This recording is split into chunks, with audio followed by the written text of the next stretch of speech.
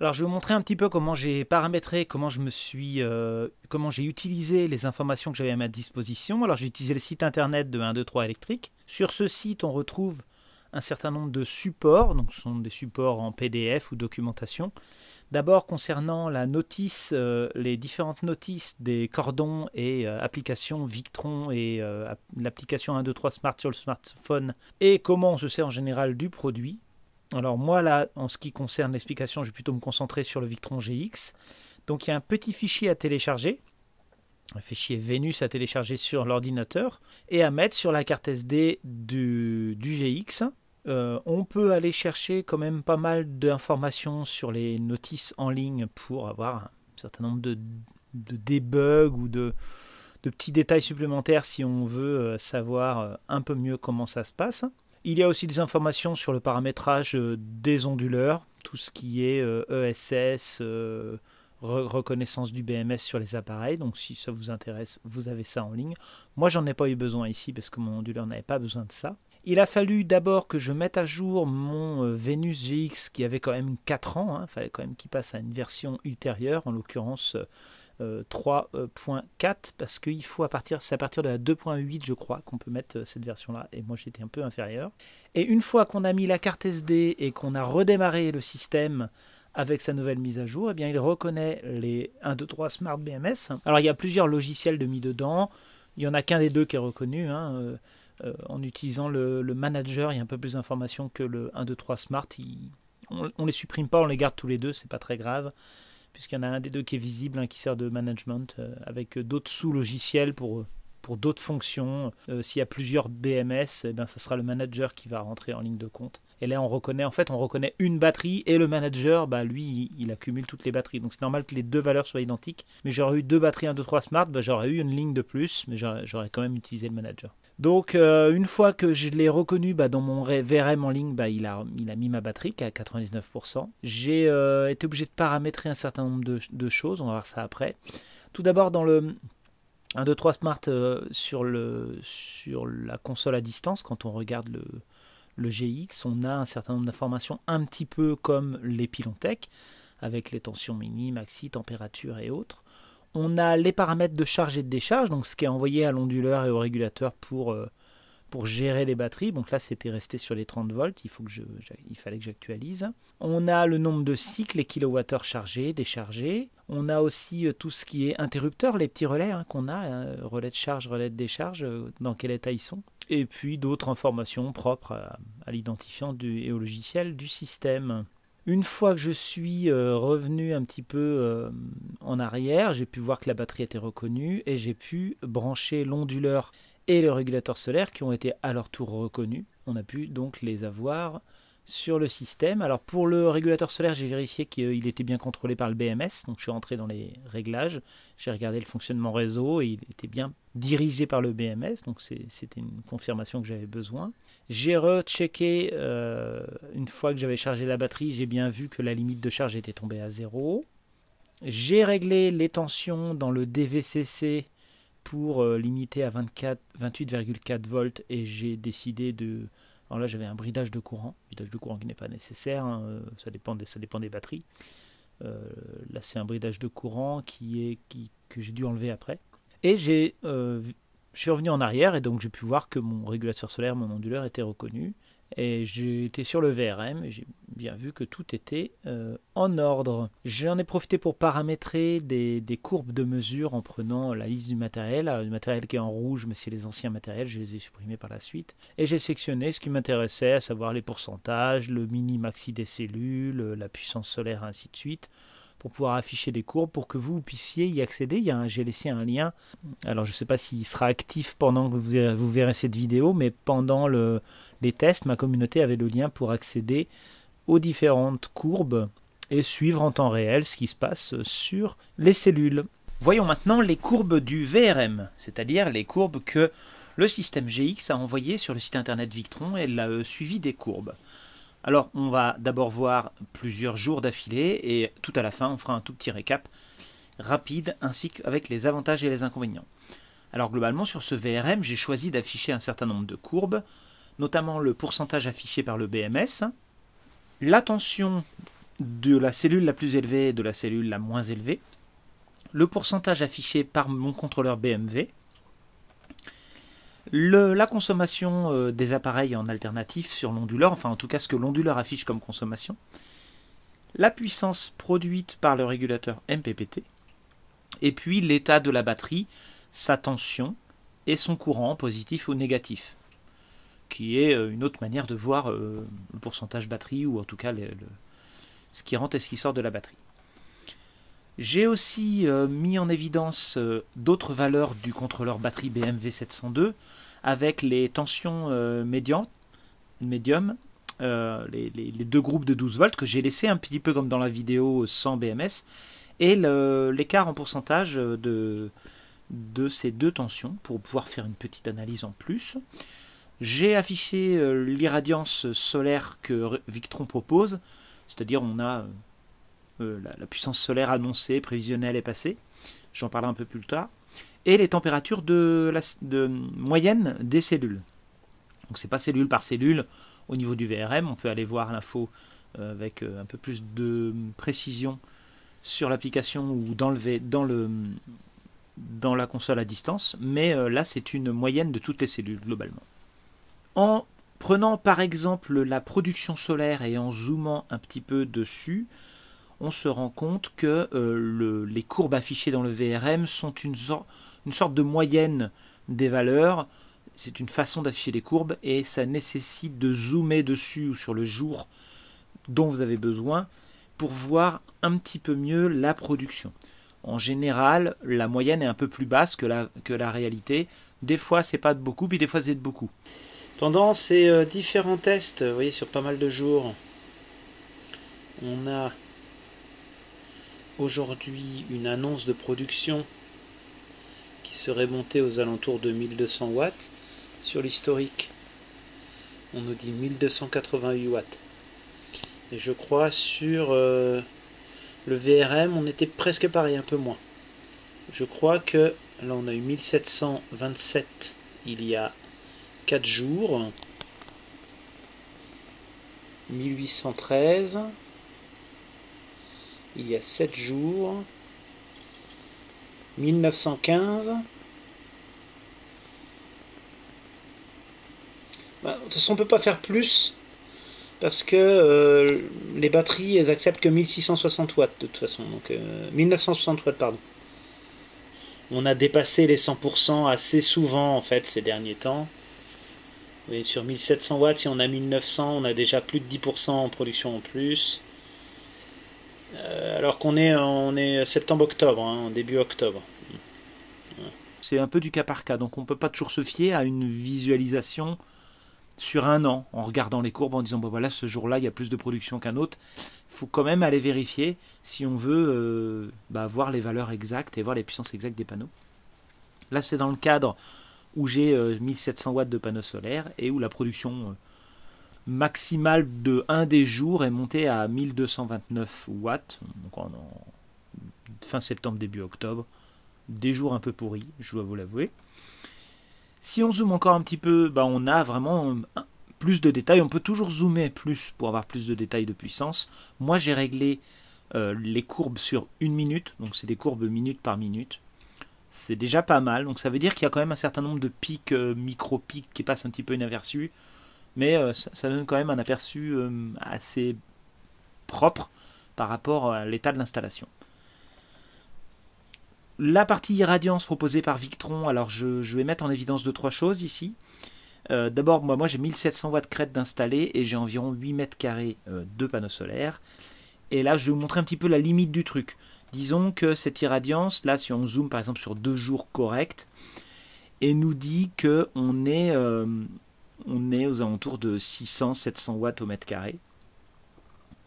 Je zoome encore un petit peu sur 621 watts au mètre carré. Ce jour-là, en tout cas, donc c'est le jour où j'ai le plus produit. Sauf que c'est pas vraiment l'irradiance sur mon territoire, c'est une manière d'appréhender la puissance solaire en regardant, en gros, l'application, enfin le traitement, l'algorithme qu'il y a dans le VRM regarde un peu la production que vous avez chez vous un jour donné, Si vous avez renseigné l'emplacement GPS, enfin la zone géographique, il regarde la météo ce jour-là, et il regarde la cohérence un petit peu entre la production et la météo, et il estime, il va vous dire ce que vous auriez dû avoir comme production. Mais il connaît pas vraiment les watts par mètre carré, il se base sur vos panneaux solaires en fait. Et en fonction de l'évolution de la météo, il adapte un peu ses courbes. Donc c'est pas une valeur sûre ça, faut pas s'y fier. Je vous donne un exemple. Moi je suis monté à 1238 watts ce jour-là, mais un tout petit peu moins sur la minute près là. Pour 621 watts au mètre carré proposé par Victron, j'avais 1200 watts de production. Or ça devrait correspondre à 728 watts au mètre carré. Donc il y a une erreur de 10%. Ou alors c'est que le type d'irradiation est mesuré d'une autre manière. Enfin, disons que c'est pas ça qui doit vous servir de base en disant chez moi j'ai eu que 700 watts au mètre carré. C'est pas, c'est une valeur indicative. Voilà, faut pas vous en servir comme appareil de mesure. C'est ça que je veux dire. Ça ne peut pas coller. Mais par contre globalement ça colle. Vous voyez, globalement ça colle. Ça vous permet d'avoir une visu un peu générale du système. Là où moi je trouve ça très intéressant, c'est que du coup ce système vous permet d'avoir une prévision météo pour les 24 heures à venir, enfin la journée d'après. On voit par exemple là que demain, enfin sur le lendemain, je vais avoir à peu près la même journée de soleil. Donc moi ça me permet de savoir si je peux tirer un peu sur mes batteries ou pas, si je vais pouvoir les recharger ou pas. C'est pas mal. Il le fait aussi sur le pourcentage. Là je ne vais pas vous l'afficher à l'écran, mais avec cette irradiation il vous dit globalement quel sera le pourcentage demain avec votre consommation moyenne. Si vous avez quelque chose de stable, il vous dira demain soir vous devriez être à temps. Il fait de l'anticipation. C'est un petit peu, je dirais pas que c'est de l'intelligence, on exploite les données météo pour se dire qu'est-ce qui va se passer demain et qu'est-ce qu'on vous conseille de faire. Donc moi je trouve ça intéressant. Moi je m'en suis servi en tout cas pour cette application là, ce test là. Je regardais de combien je pouvais décharger ma batterie, et s'il fallait que je laisse des appareils branchés toute la nuit dessus pour qu'elle soit suffisamment déchargée pour le lendemain où il y aurait beaucoup de soleil, ou alors s'il fallait que j'y aille mollo pour me retrouver à 0%. Ça m'a servi, voilà, c'est très utile. Lorsqu'on regarde un petit peu dans la partie générique du VRM, on a aussi toute la partie prévision. On peut mettre un prévisionnel. Il nous dit globalement avec vos panneaux vous auriez dû produire tant, vous auriez dû avoir tant de pourcentage dans les batteries. Et moi, il y a des zones où ça n'a pas produit parce que soit il y a de l'ombrage, soit les batteries étaient chargées. Donc c'est utile d'avoir ça. Ça permet aussi de se dire, ah tiens, j'aurais dû avoir telle production, mais je ne l'ai pas eu. Qu'est-ce qui s'est passé? Ça permet d'aller voir, tiens, il y a l'ombre de quelque chose. Ou alors il y a un panneau qui est abîmé. Je le trouve dans le suivi régulier. C'est assez cool d'avoir ça. C'est pas parfait, mais moi j'ai trouvé ça bien. Alors, lorsqu'on regarde un petit peu dans l'ensemble... Le lien que je vous avais laissé pour aller voir ces fameuses performances, a priori à la sortie de la vidéo il sera toujours actif le lien et vous devriez avoir les statistiques à peu près à jour, à une journée près, mais au fil des jours je ne vais pas forcément le laisser parce que c'est un prototype, donc ça servira à autre chose à un moment donné, mais vous devriez pouvoir voir à peu près 15 jours de production et de statistiques. Alors ce que je peux voir un petit peu dans cet affichage, c'est que d'abord moi, j'ai mis je lui ai dit qu'il y avait un système CC, il y avait un système en courant continu sur le système. Pourquoi? J'en ai pas en vrai. Enfin, si j'en ai un, j'ai des chargeurs en courant continu. Si, j'en ai un. Parce que du coup, ça va me prendre en compte les pertes de l'onduleur. Parce que l'onduleur, il nous affiche là une production en alternative, 321 watts, qui d'ailleurs n'est pas utilisé dans les statistiques. Il n'y a que le multiplus qui arrive vraiment à être géré dans les statistiques avec des barres de consommation. Le Phoenix standard, là j'utilise le Smart Inverter un peu standard, même s'il communique en VE direct, il envoie les infos mais c'est pas pris dans les statistiques. Il y a peut-être une mise à jour un jour qui en prendra compte. Moi j'ai toujours vu ça, qu'il n'était pas pris dedans, donc ça me choque pas. Ça a choqué Rive Garage récemment, mais moi ça me choque pas parce que je sais que cet onduleur là il n'est pas... moi-même j'ai pas remarqué qu'il avait une fiabilité de ouf au niveau des mesures. On peut lui mettre 100 watts de consommation, il va rester à 0. Il a besoin d'un... C'est presque indicatif ce qu'il affiche. Donc c'est... Bon, à prendre avec des pincettes. Donc du coup, comme à partir du moment où je lui mets un système CC, le système CC, pour savoir ce qui est branché dessus, il fait des plus et des moins. Il déduit des choses. Et donc il essaie de deviner ce qu'il y a comme appareil sur le CC. Est-ce que ça charge, est-ce que ça décharge. Donc on a des situations un peu cocasses avec des puissances qui ne sont pas possibles, mais c'est pour que tout soit équilibré, pour que tout soit à zéro à la fin, enfin pour qu'il y ait autant qui rentre que ce qui sort. Voilà, c'est parfois utile, mais des fois dérangeant, parce qu'on peut se retrouver avec des affichages de consommation qui n'existent pas. Mais normalement, le contrôleur batterie, lui, il a quelque chose de fiable. C'est juste que pour l'affichage de toutes les courbes, à l'écran, il y a besoin de corriger des bugs. Dans mes courbes de consommation en alternatif, j'ai mes courbes qui montent, qui descendent. Enfin, je ne vais pas zoomer dessus. Moi, c'est indicatif pour moi. Il y a des zones où l'onduleur il est éteint parce que j'ai eu des décharges profondes. Enfin, j'ai déchargé à 0%. Et pour maximiser la recharge le lendemain, j'étais pas présent. J'ai laissé le système recharger avec l'onduleur éteint. J'avais pas besoin que ça pompe toute la nuit dessus. Donc j'ai eu des moments où l'onduleur était éteint. Ou alors c'est que c'est l'automate qui l'a, enfin c'est le relais qui l'a coupé et qui ne l'a pas remis tout de suite. Bon, moi je l'ai re-éteint derrière, enfin voilà, c'est des zones où il est éteint, c'est comme ça qu'il est affiché. On a donc aussi ces mesures de mid-voltage avec le maximum, le minimum, et puis le pourcentage d'écart entre les deux.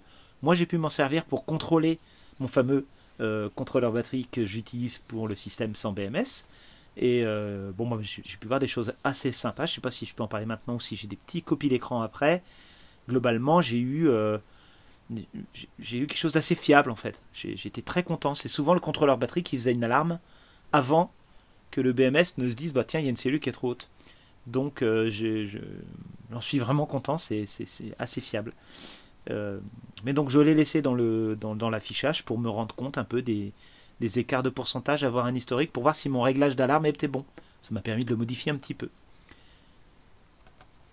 Ce qu'on voit sur cet écran aussi, c'est que les zones, on peut identifier les zones avec le 100% et les zones avec le 0%. Alors on le voit aussi sur d'autres écrans, parce qu'en fait les tensions, elles ont évolué partout. Mais on voit bien qu'on monte en tension aux alentours de 14 volts par groupe de 4 cellules, et qu'on descend... Bon, voilà, le 0%, c'était un pourcentage... c'est pas les 0% absolus, c'est le 0% affiché. Donc je vous en parlerai un peu plus tard. Mais c'est pour se repérer un petit peu, on voit qu'il y a des cycles. Moi, au niveau du 0%, justement, je l'ai obtenu avec le 1, 2, 3 Smart, alors que sur le BMW, j'étais à 4%. Il y a un écart entre les deux. On en parle un peu après. La mesure d'après que j'ai mis, c'est le minimum et maximum cellule. Alors, c'est la cellule la plus haute, la cellule la plus basse. Ça ne marque pas laquelle, ça marque laquelle est la tension la plus haute et la tension la plus basse. Dans un premier temps, j'ai fait le test avec les cellules Winston, les cellules jaunes, où j'ai eu des choses très très variables avec des tensions très élevées. On le voit sur la gauche, là, on a des cellules qui sont montées à 3,75. Situation normale pour ces cellules, mais grosse variabilité. Et quand je suis passé sur les EV, qui étaient beaucoup plus stables, neuves et déjà équilibrées, en passant du premier parc au deuxième parc, on a un type de courbe différent. Évidemment, on a le yo-yo d'un côté et puis on a la stabilité de l'autre. Si on regarde sur toute une période de charge, on peut à nouveau identifier les 100% et le 0%. Les moments où on a atteint 3,5 volts sur les cellules et le moment où on est descendu en dessous de 3,2, ce qui est très élevé. En fait, on aurait pu descendre à 2,5. Pareil, comme je disais, le pourcentage il est discutable à ce niveau-là. Et c'est assez intéressant à analyser. On va pouvoir l'analyser en zoomant dessus pour en parler un peu mieux juste après. Et ce qui est important là, c'est que le graphique il est coupé en deux. Il y a la partie avant équilibrage actif et avec équilibrage actif sur la droite. Parce que dans un premier temps, j'ai laissé faire l'équilibrage du BMS et j'ai voulu tester avec un équilibrage externe c'est un LTEC, je crois, 4 ampères, et pour voir la différence, pour améliorer un petit peu des choses, et on va voir ce que ça implique. On peut remarquer qu'il y a des paliers. Moi j'appelle ça des paliers de biberonnage. Le biberonnage c'est quoi? C'est quand on charge un peu la batterie, qu'on la redécharge un peu, mais qu'on la charge pas complètement et qu'on la décharge pas complètement, et qu'on y va par palier. C'est du biberonnage, c'est-à-dire qu'on rajoute, comme un biberon de bébé, on rajoute un petit peu à chaque fois, mais on ne va pas jusqu'au bout, jusqu'à 100% directement. Donc on fait des paliers. Le plomb n'aime pas beaucoup ça. Le lithium, je dirais pas qu'il s'en fout un peu. Disons que pour le lithium, c'est plutôt le contrôleur batterie qui est un peu perdu. parce qu'à chaque fois il y a une petite erreur de mesure qui peut s'accumuler à force de faire des biberonnages et de ne pas aller à 100% jusqu'à la synchronisation, ou de ne pas aller à 0% jusqu'à la synchronisation. S'il n'y a pas de synchronisation, au bout d'un moment on a des erreurs, un peu comme sur votre téléphone portable, si vous le rechargez jamais à fond mais vous faites toujours un petit appoint, à un moment donné le pourcentage est faux et il va s'éteindre alors qu'il est peut-être à 15%. Donc ce biberonnage là on le remarque ici par palier. C'est une remarque. Concernant l'équilibrage des cellules sans l'équilibreur actif, on remarque que parmi les premiers équilibrages que j'ai faits, on a des cellules qui sont montées un petit peu haut, à 3,55 volts, pendant que les plus basses, il y avait quand même un écart assez important. Et il a fallu un délai d'à peu près 1 heure pour que petit à petit, on voit les oscillations de tension. Petit à petit, les deux se rapprochent et atteignent les 3,5 volts pour avoir une synchronisation à 100%. Et une fois que la synchronisation à 100% est faite, la charge s'arrête. Et du coup, on voit les tensions redescendre. Donc on a eu à peu près un délai d'1 heure, ce qui n'est pas catastrophique. Mais ça veut dire qu'il faut maintenir une tension, dans mon cas, à 28,1 volts, je crois, pendant 1 heure pour que l'équilibrage se fasse. La tension finale n'est pas la tension de bulk, enfin d'absorption, là où on a l'objectif, n'est pas suffisant, il faut un délai. Si on avait un équilibrage plus fort, ou beaucoup moins d'écart entre les cellules, ça aurait du sens de se dire, on arrête.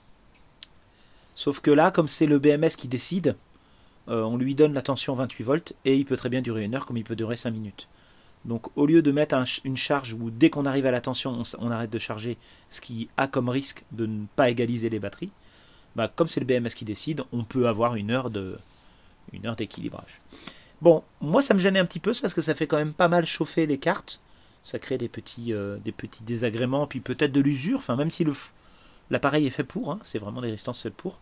J'ai essayé avec l'équilibrage actif, et du coup là j'ai obtenu un écart moins grand entre les cellules, puisque avant d'arriver à 3,5 volts, l'équilibrage était déjà actif, justement, donc il y avait un écart plus faible, et l'équilibrage a duré 15 minutes, et parfois même moins, parce que la carte d'équilibrage a travaillé à l'avance.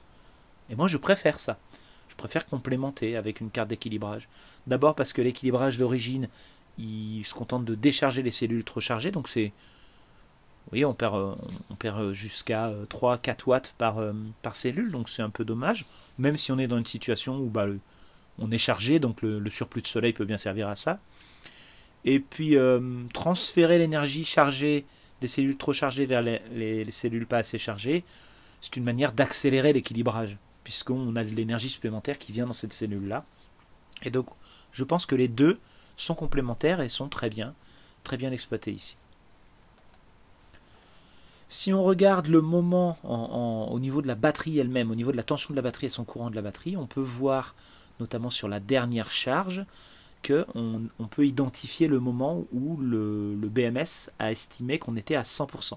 C'est le moment où il n'y a plus de courant qui va dans la batterie, au moment où il arrête la charge.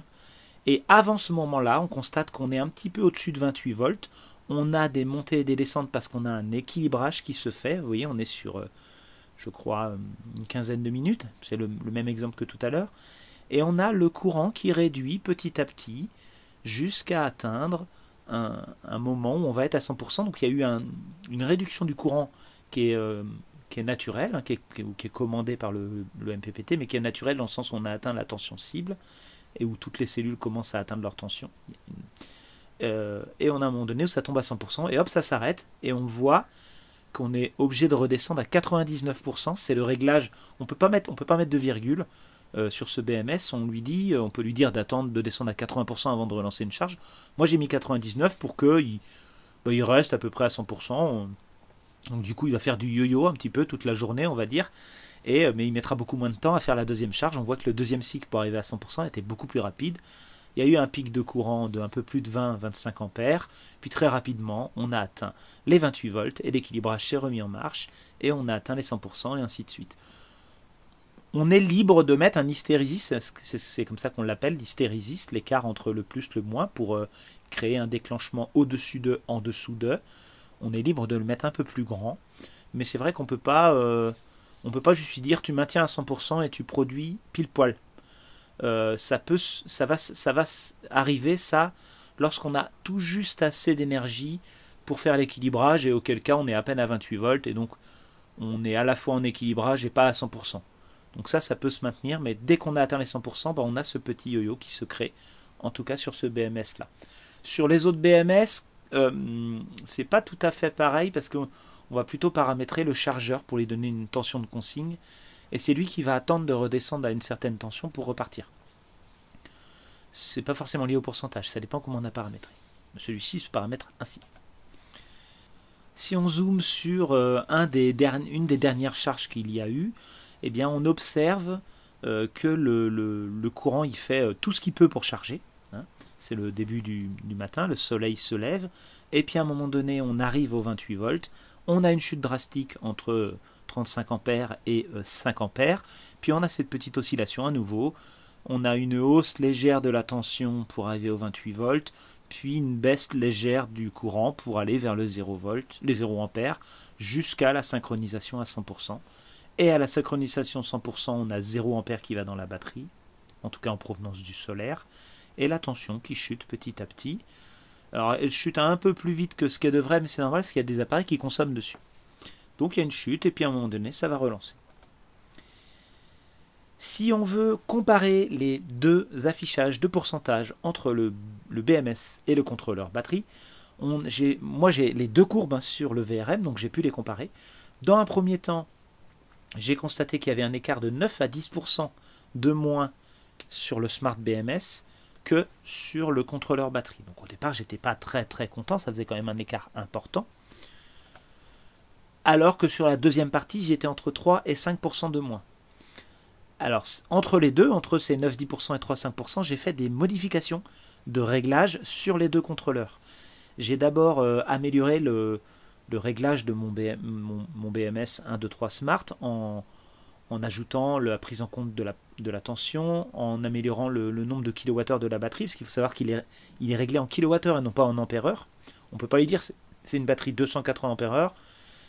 Il faut faire le calcul avec la tension nominale et dire bah voilà, c'est une 7,2 ou 7,4 kWh. Et c'est lui qui va déterminer les ampères-heures dont il a besoin. Et comme il compte en kilowattheures, c'est comme ça qu'il fonctionne. J'ai trouvé ça un peu surprenant au début, mais ça marche bien. Donc je lui ai donné la bonne valeur, j'ai ajouté 2-3 réglages, et puis pour le contrôleur batterie Victron, j'ai amélioré le rendement, parce que je me suis rendu compte que j'avais mis un rendement de charge un peu trop faible, et donc il descendait un peu trop bas en pourcentage, non, il remontait pas assez vite, et donc j'ai modifié des choses qui fait que c'est un peu plus calé à la batterie, et ça a réduit l'écart, mais il y a toujours un écart. Pourquoi il y a toujours un écart? Eh bien c'est parce que le pourcentage du BMS, c'est le pourcentage utilisable. C'est pas le pourcentage restant dans la batterie.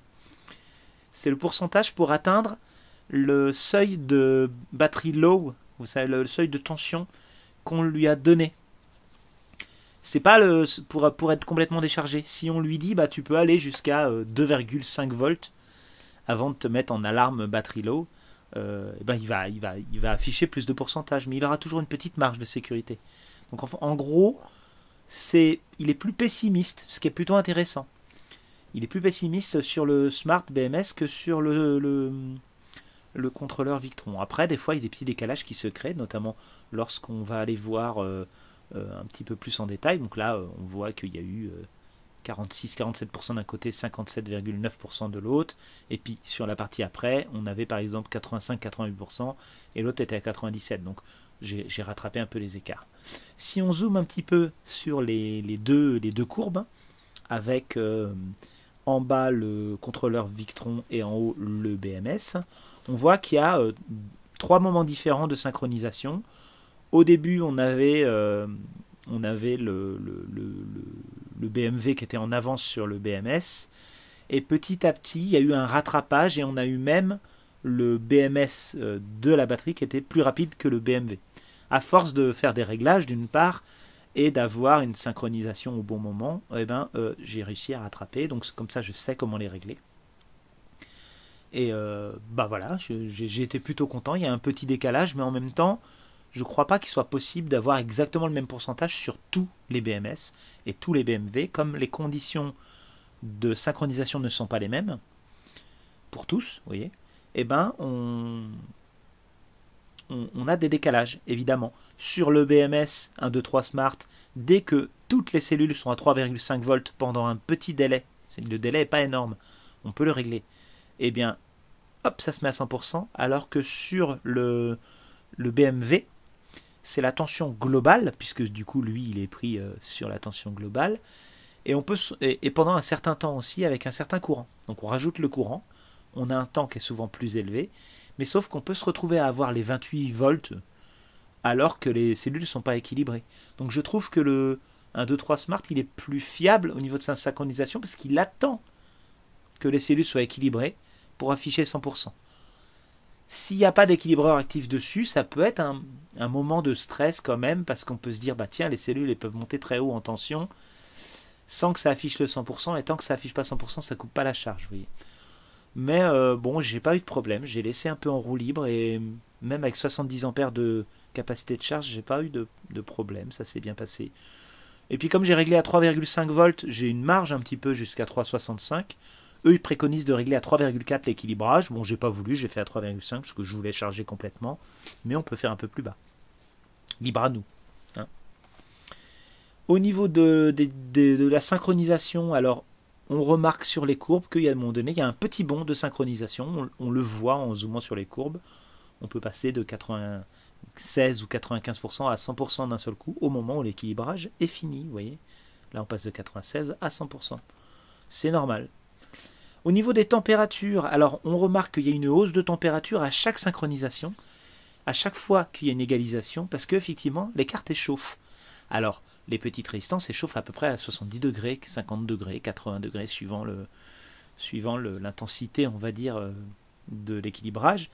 Mais là, on nous affiche une moyenne un petit peu, d'une part, et on a une température qui va plutôt être dans les 25-30 degrés, parce qu'en fait, la partie chauffante de la résistance, elle ne chauffe pas la carte, son but c'est pas de chauffer la carte, elle communique un peu de chaleur via son contact électrique, mais l'emplacement de la sonde de température est bien au niveau du pôle plus de la batterie. Donc il y a un passage de chaleur, mais qui est relativement faible. Vous voyez bien que sinon on aurait des hausses de température de 90 degrés. C'est pas le cas. Ce qu'on remarque ici, c'est qu'au début, sur la partie gauche, on a des hausses de température assez élevées. Et sur la partie droite, dès que j'ai mis l'équilibreur actif, comme on est passé de 1 heure d'équilibrage à un quart d'heure, bah, on est redescendu de quasiment 10 degrés de chauffe. C'est normal. Et on s'est retrouvé un peu plus proche de la vraie température de la cellule. L'inconvénient de ça, c'est que si vraiment il y a un équilibrage très intense, bah, on peut se retrouver à arriver dans les moments où il y a une sécurité qui s'enclenche, par exemple à 70 degrés. Ce qui n'est pas très grave, ça coupe la charge, ça permet de faire retomber tout ça et de revoir à nouveau la vraie valeur de température. Il faut y aller quand même pour atteindre les 70 degrés. Sinon, les sécurités de température elles vont plutôt être actives pour les moments où il n'y a pas d'équilibrage. Pour une charge forte, donc avant l'équilibrage. Et ce fameux équilibrage, bah, il a tendance à protéger prématurément la batterie. C'est-à-dire que ça va couper la charge un peu plus tôt que ce qu'on a réglé. Donc on peut essayer de le prendre en compte dans le réglage si on a une situation régulière de chauffe.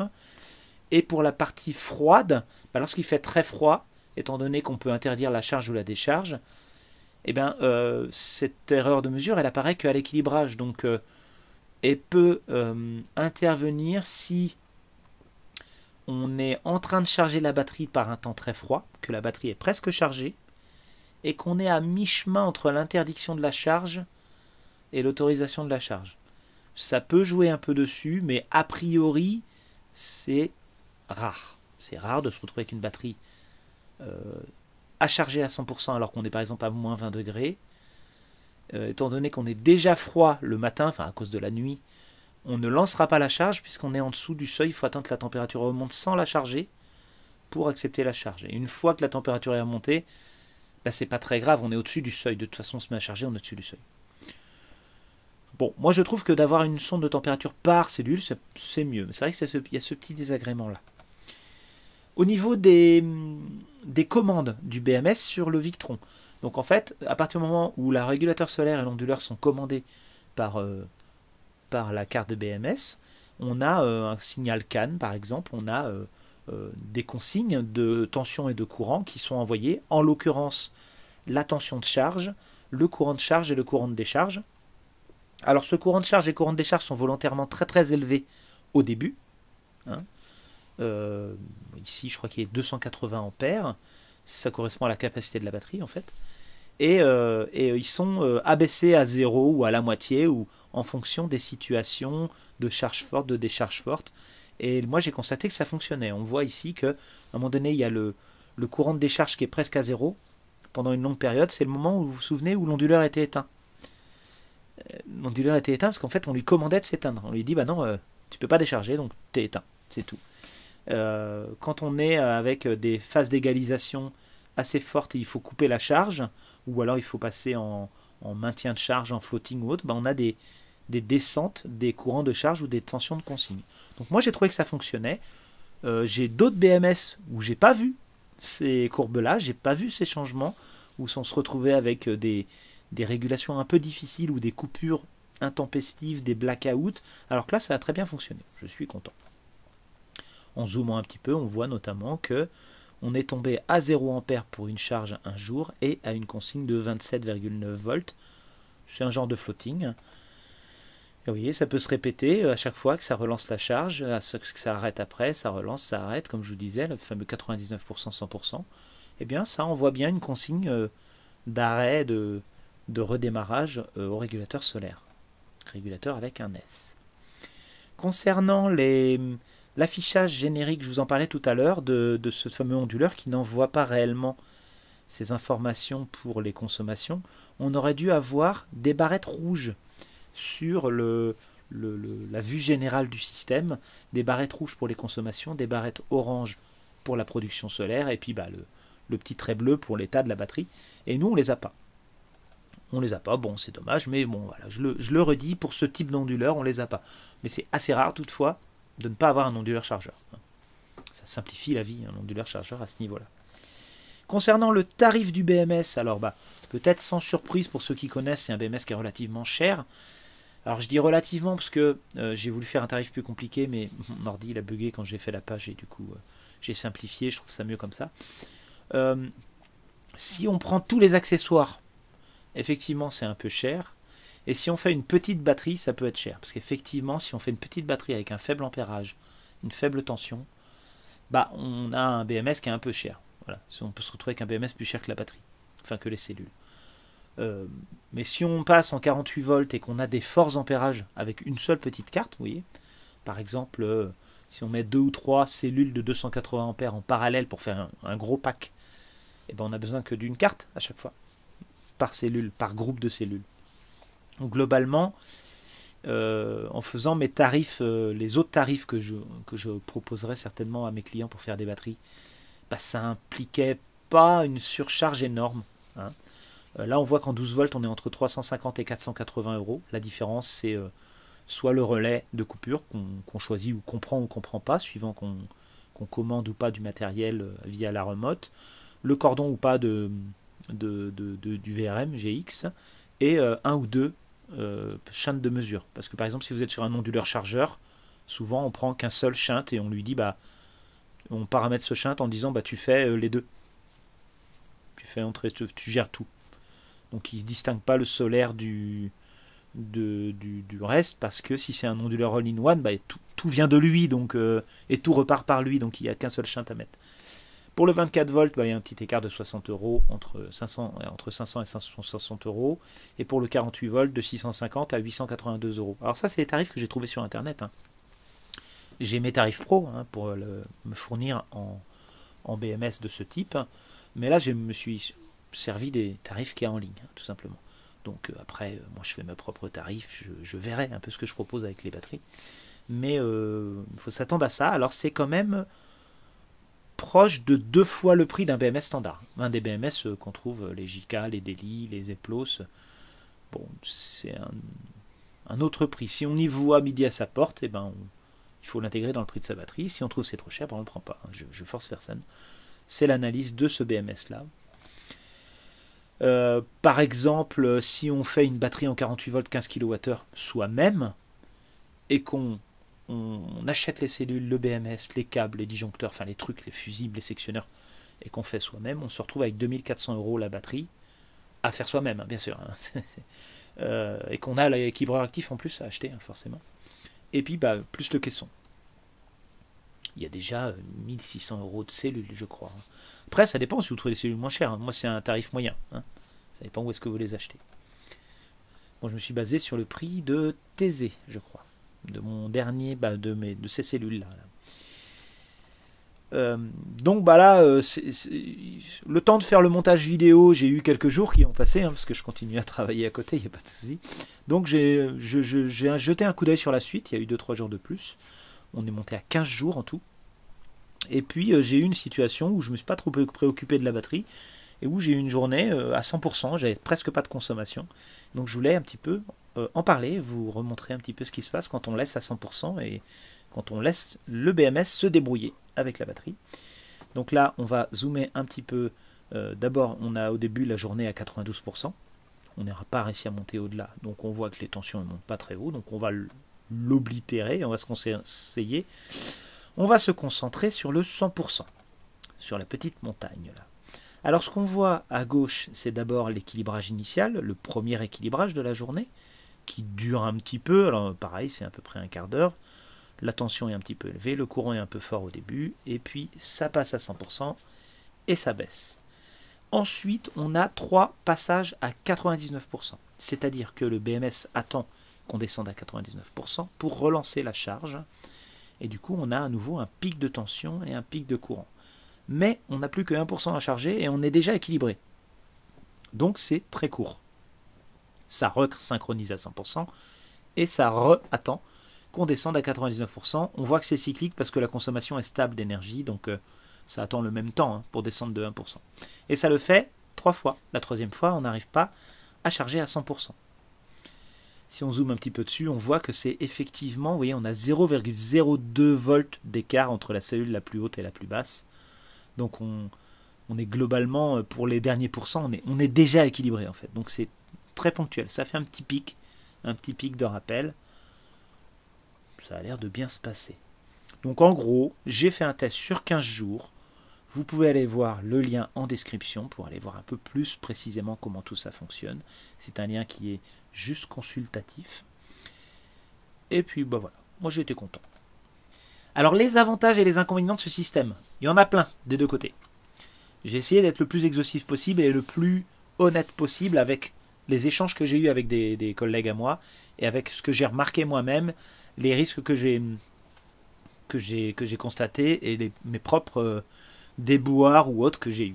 Alors, dans les avantages, je commence par les avantages, peu importe.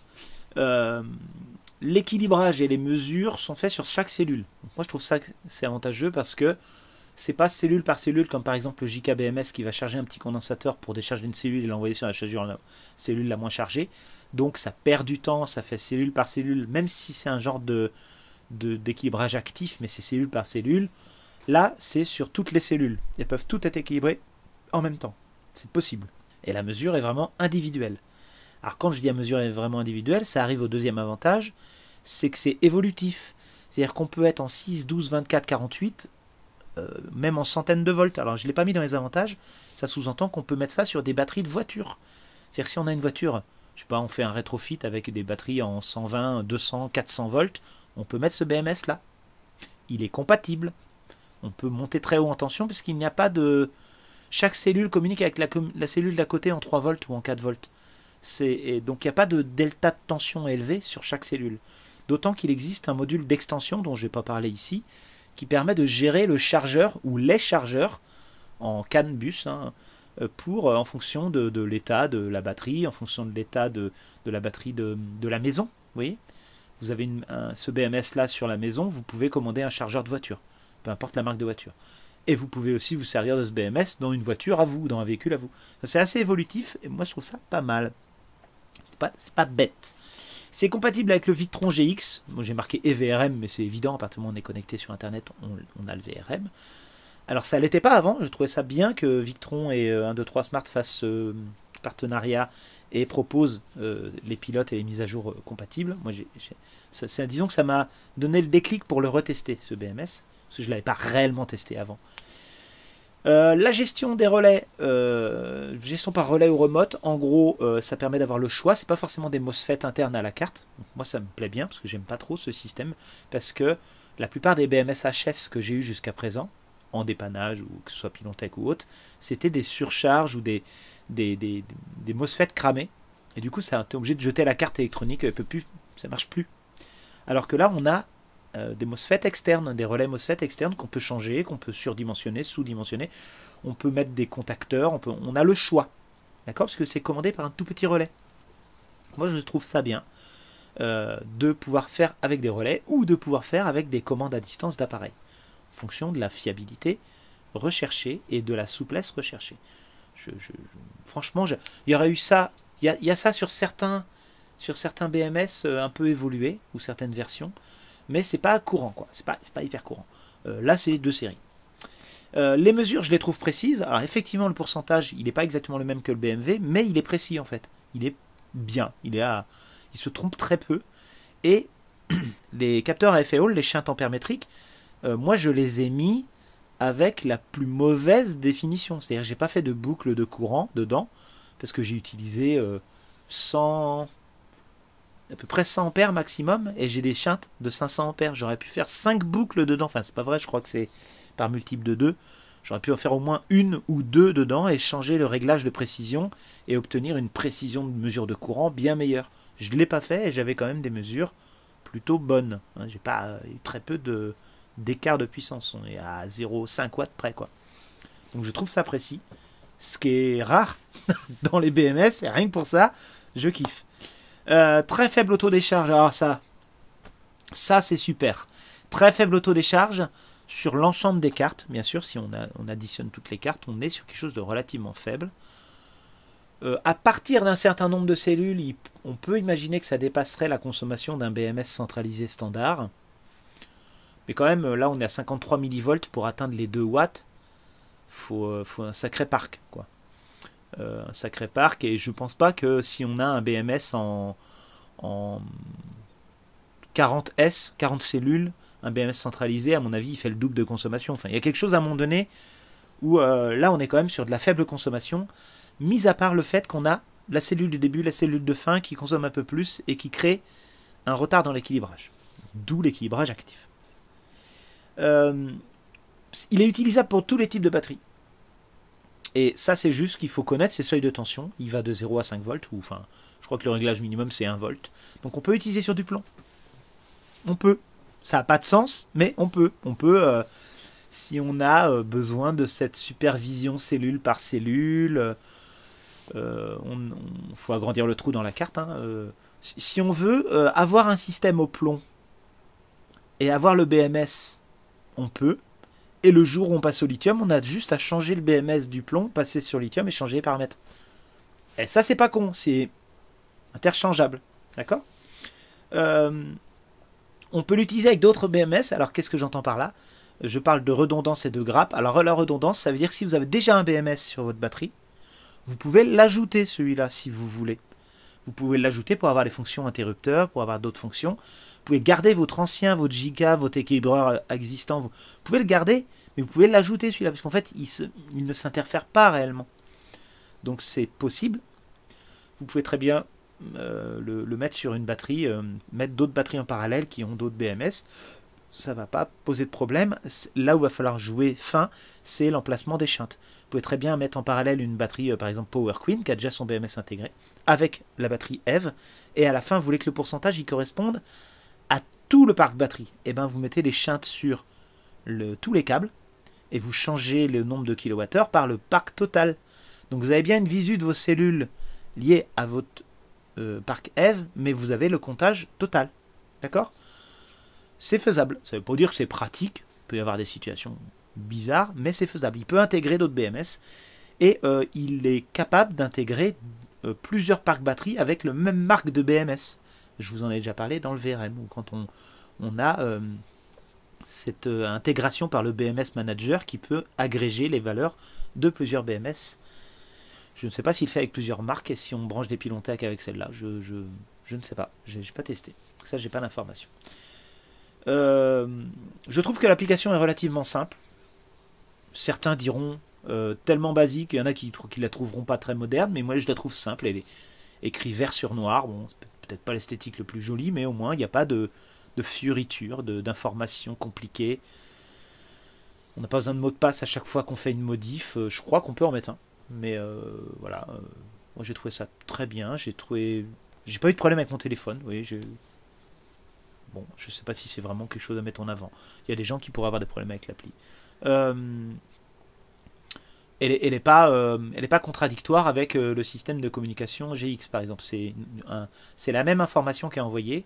On peut changer des paramètres et c'est automatique quoi. Il n'y a pas de contradiction. Il n'y a pas de limite de courant ni de chute de tension. Je m'explique. Comme il n'y a pas de MOSFET, enfin en tout cas, je parle du BMS. Hein. S'il commande un relais, bah, le relais c'est la limite de commande de courant. Ça peut être un relais statique, ça peut être un relais mécanique, donc c'est ça la limite de courant. Le fusible qu'il y aura dessus, les sections de câbles, donc là il y aura une limite de courant, mais la BMS en lui-même n'est pas limitée en courant. Si vous installez un BMS pour un truc en 12 volts 100 ampères et que vous avez pris le relais d'origine 100 ampères et que vous voulez changer de batterie ou rajouter des cellules, vous voulez passer à 500 ampères heure et avoir des limites à 500 ampères par exemple, bah vous changez le relais, vous ne changez pas le BMS. D'accord? Et ça implique que comme il n'y a pas de gestion charge-décharge sur la carte BMS, vous savez, sur le JK BMS par exemple, il laisse passer le courant dans un sens ou dans l'autre. Il ne coupe qu'un des deux. C'est le même relais, mais il coupe, c'est comme s'il mettait une diode sur une des deux, si vous voulez. Donc ça crée une chute de tension, ça. Il empêche la charge. Il force les choses pour empêcher la charge. Sur ce BMS-là, on met deux relais séparés, en fait. On peut en mettre un qui gère tout, et auquel cas c'est juste un relais, ça coupe tout. Il n'y a pas de sens. D'accord? Donc si vous êtes intéressé par ce fameux sens, bah, il ne faut pas mettre ça. Si vous voulez séparer les fonctions, vous mettez deux relais. Vu qu'il y a deux relais de commande, on peut mettre un relais de charge, un relais de décharge. Et ce sont des relais qui vont directement être très très faibles en chute de tension. Bon après, chute de tension, il y en a de moins en moins maintenant parce que les MOSFET sont quand même vachement performants. Mais en tout cas, il n'y a pas cette fonction-là. Il n'y a pas de risque d'erreur dans l'ordre des fils des cellules. Alors moi j'ai fait une erreur dans la vidéo, j'ai inversé les choses. Mais ça n'a rien cramé. C'est-à-dire que quand vous avez une nappe de 20 fils rouges, un fil noir, 20 fils rouges, je dis une bêtise, hein, 8 fils rouges, 9 fils rouges, le nombre de fils dont vous avez besoin. Il faut les brancher dans l'ordre sur les cellules. Il ne faut pas faire de court-circuit. Et il faut vérifier le voltage que c'est bien dans l'ordre. Il ne faut pas faire d'erreur. D'accord? Alors que là, chaque carte est sur chaque cellule. Et quand on branche la communication, on va d'une cellule à l'autre. On ne peut pas se tromper. Moi, je me suis trompé sur la première et la dernière, mais ça n'a juste pas marché, parce que le signal n'était pas envoyé dans le bon sens. Mais au niveau électrique, on ne peut pas faire un court-circuit entre le 20 volts et le 2 volts. C'est pas possible. C'est parce que c'est sur chaque cellule. D'accord? Moi, j'ai trouvé ça pas mal quand on pense avoir beaucoup de cellules et une grande nappe. Ah, par contre, on l'aura sur l'équilibreur actif. On l'aura quand même sur l'équilibreur actif. Ça, on n'y peut rien. Les relais sont programmables. Alors, c'est un avantage... c'est pas une programmation de dingue non plus, mais par exemple, si on n'a qu'un seul relais bistable avec un onduleur all-in-one, avec une seule grosse coupure, et ben on utilise un relais, et le deuxième relais, on peut s'en servir d'alarme par exemple. On peut commander autre chose en alarme. On peut commander justement le remote de l'appareil avec l'alarme. Vous voyez, on peut faire les deux, mais on n'a que deux relais. Il faut les paramétrer en conséquence. Mais ils sont programmables quand même, mais on ne peut pas programmer n'importe quoi. On respecte les seuils proposés. Dans les inconvénients maintenant. Alors, l'équilibrage il chauffe. Je trouve que c'est un inconvénient. D'abord parce qu'il faut quand même garder à l'esprit qu'il faut dissiper la chaleur. Donc si on le ferme dans une boîte, ce qui est quand même parmi les inconvénients aussi, si on veut le fermer dans une boîte, il faut que la boîte puisse être capable de dissiper un petit peu de chaleur quand même. Le fait que ça chauffe, ça sous-entend que ça abîme le composant, même s'il sert à ça, au fil du temps, il va s'abîmer. Donc plus il chauffera, plus il s'abîmera vite. Donc c'est bien de le compléter avec un égaliseur actif. J'en ai déjà parlé tout à l'heure, j'ai expliqué pourquoi. Vous n'êtes pas obligé, mais ça marche mieux. Les cartes sont à protéger des agressions de l'environnement, de l'environnement extérieur. Alors, poussière, poils de chien, humidité, température extrême peut-être, choc électrique, court-circuit. Tout ça, c'est à éviter sur les cartes électroniques. Je vois sur les BMW Victron, il y a une petite carte, je la protège toujours dans une boîte, parce qu'il y a toujours un peu de poussière qui peut aller, ça peut faire de la condensation, ça peut faire un court-circuit, il peut y avoir des limaces, il peut y avoir plein de choses. Donc c'est, à mon avis, à mettre tout ça dans une boîte. Il faut fermer. Une boîte un peu aérée, vous voyez, j'entends par là où c'est pas une cloison qui touche les cartes. J'étudie la solution suivante, personnellement, c'est de tropicaliser les cartes, tout en ne tropicalisant pas la partie chauffante. Donc, je vais demander aux fabricants si c'est possible. Elles sont déjà protégées, elles ont un vernis dessus, il faut les nettoyer, vous savez. Mais c'est un vernis de fabrication, si on veut, antioxydant. C'est pas un vernis isolant. Donc je me dis, soit j'ai tropicalise et je fais effectivement que cette partie chauffante, quitte à y mettre un petit radiateur pour refroidir plus, donc c'est de la modif de carte. Soit, lorsqu'on applique cette solution-là, il faut prévoir un couvercle. Voilà. Le montage est délicat. Alors, à contrario, certes, il n'y a pas de court-circuit entre les fils, mais par contre, si vous mettez mal, vous positionnez mal une rondelle, un machin, vous pouvez retrouver, si vous faites tomber l'écrou au moment de le visser, il peut faire un court-circuit quelque part dans la carte. Alors ça veut dire, enfin moi j'ai employé la méthode suivante, c'est que j'ai mis les petits fils moins à la fin, quand tout était boulonné, pour les mettre sous tension à la fin, parce que comme ça j'ai pas de risque de court-circuit. Mais ça, on peut se retrouver au moment où on branche les petits fils de communication et tout, si on louche et qu'on l'envoie dans une résistance électrique ou un composant, on peut abîmer le truc. Donc c'est un montage délicat quand même. Bon. La lecture de la température est faussée par l'équilibrage, oui j'en ai parlé tout à l'heure, je trouve qu'il y a des situations où ça peut être embêtant, mais bon, moi j'ai pas ressenti ça comme un problème, mais ça peut être embêtant. Si on veut de la fiabilité sur cette mesure-là, elle est par cellule, mais elle n'est pas tout à fait fiable. Le prix est élevé, oui, ça c'est un inconvénient, c'est sûr, je dirais que c'est le principal inconvénient. Rien d'autre à dire là-dessus. Le réglage par application Bluetooth est nécessaire et il n'y a pas d'écran déporté. Oui, alors on a les DIP qui nous permettent de régler le nombre de cellules et le seuil d'équilibrage, mais on ne peut pas régler les kilowattheures, la gestion du pourcentage, la tension minimum, la communication, tout ça il faut le faire avec l'appli. Certes, la carte elle va quand même faire l'équilibrage comme il faut si vous n'avez rien paramétré, si votre but c'est d'équilibrer, elle fera son taf, mais elle n'a aucune idée de la tension maximale du système. Donc si elle était réglée par défaut à 5 volts, je crois que c'est ça, par défaut c'est à 5 volts, bah, ça ne s'arrêtera jamais en fait. Je veux dire, il faut quand même lui paramétrer des choses. Moi, j'ai pas trouvé ça compliqué d'utiliser l'application, mais par contre, j'aurais aimé avoir un petit écran. Vous voyez, si sur une des cartes, il y avait eu un tout petit port avec un petit écran, quitte à ce qu'il soit soudé sur la carte, vous savez, un petit cristaux liquide avec un pourcentage ou un petit triangle avec une alerte pour dire il y a une alerte, ça aurait été pas mal. Ça aurait été un plus, vous voyez. Ça aurait été un plus pour éviter de sortir à chaque fois le smartphone pour voir le pourcentage. Parce que si vous avez un GX et que vous avez l'affichage sur un GX, ok, mais si vous ne l'avez pas, vous sortez quand même le smartphone à chaque fois avec le Bluetooth. Bon, il y en a qui sont habitués. Moi, comme j'ai mis un BMW en plus, j'avais le pourcentage. L'équilibrage, il est à 0,1 volt près. Alors, je leur en ai parlé. Moi, je trouvais ça embêtant parce que, par exemple, j'aurais voulu faire l'équilibrage à 3,48, par exemple, pas forcément 3,50. Et ils m'ont dit que ça n'avait pas une grande importance, parce que de toute façon, il valait mieux d'ailleurs le faire à 3,40 tout court. Ok. Je me suis plié à ça, et je me suis rendu compte que ça marchait très bien. Mais c'est vrai que j'aurais aimé régler un peu plus finement, notamment lorsqu'on change de technologie, ça peut être intéressant. Mais c'est déjà à 0,1 volt près, c'est pas mal. Le manque d'informations... c'est vrai qu'il n'y a pas le SOH, c'est l'état de santé de la batterie, et il n'y a pas les ampères-heures. C'est des kilowattheures d'affichés. Alors les ampères-heures, on peut les retrouver par défaut, je crois, dans un certain nombre de statistiques où il y a les ampères, mais il n'y a pas les ampères-heures. On ne peut pas dire on est à moins 200 ampères-heure, on est en kilowattheures. J'aurais aimé l'avoir. Ça m'a pas manqué plus que ça, parce que j'ai vérifié avec le BMW, j'ai vu que c'était compatible, enfin que c'était fiable. J'aurais aimé l'avoir l'état de santé, la dernière décharge, bon. Il y a les nombres de cycles, il y a le nombre de kilowattheures, mais il n'y a pas les ampères. Et ça manque un tout petit peu de réglage pointu pour la gestion des coupures et de remise en marche. Pour les fameux 99% par exemple, ou pour l'atténuation de la charge, J'aurais aimé avoir des petits réglages en plus. Je ne sais pas lesquels réellement, mais il y a peut-être une ou deux valeurs qui m'auraient plu.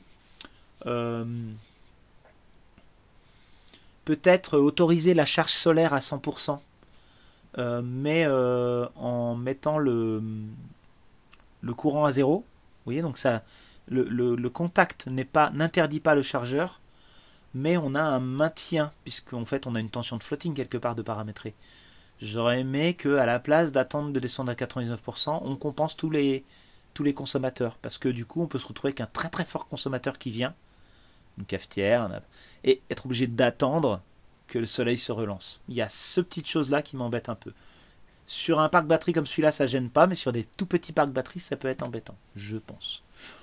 Donc voilà pour mes inconvénients. Vous voyez, j'en ai un peu autant des deux côtés. On peut pas dire que c'est parfait comme produit. Moi, je l'aime beaucoup. Je pense que je vais travailler avec. Mais voilà, je voulais être honnête avec vous. Voilà pour cette vidéo. Vraiment, j'espère que vous avez aimé mes tests, que vous avez aimé mes conclusions tout au long de la vidéo, mes interprétations, tout ce que j'aime dans ce BMS, tout ce que j'aime pas. Et que ça vous éclaire sur ce produit-là. Si tout s'est bien passé dans le montage de la vidéo et tout ça, en description, il devrait y avoir quelque chose pour vous. Et je vous dirai si je me mets à le vendre, ce BMS. Oh putain.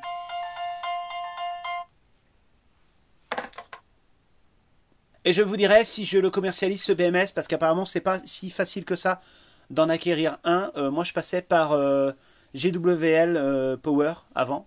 Et je me dis, si c'est vraiment un bon BMS et que je... Mais c'est pas vrai! Allô? Oui, bonjour monsieur. Bonjour? Oui, monsieur, c'est Sandrine Fidèle de l'hôtel.fr. J'aimerais m'entretenir avec monsieur. De quoi?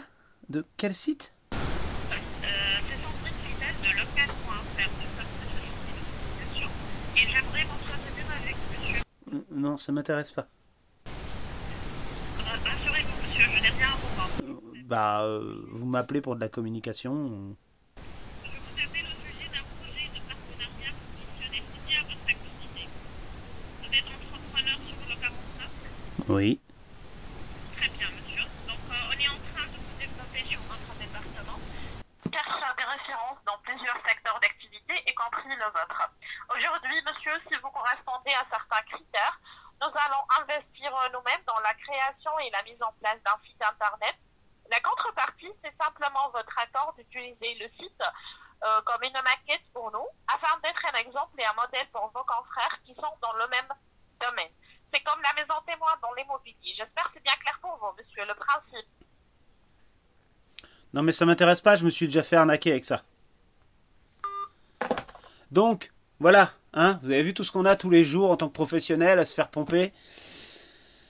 Allez, bon oui, je disais, j'espère que je verrai si je commercialise ces BMS, je verrai comment j'évolue avec le lithium.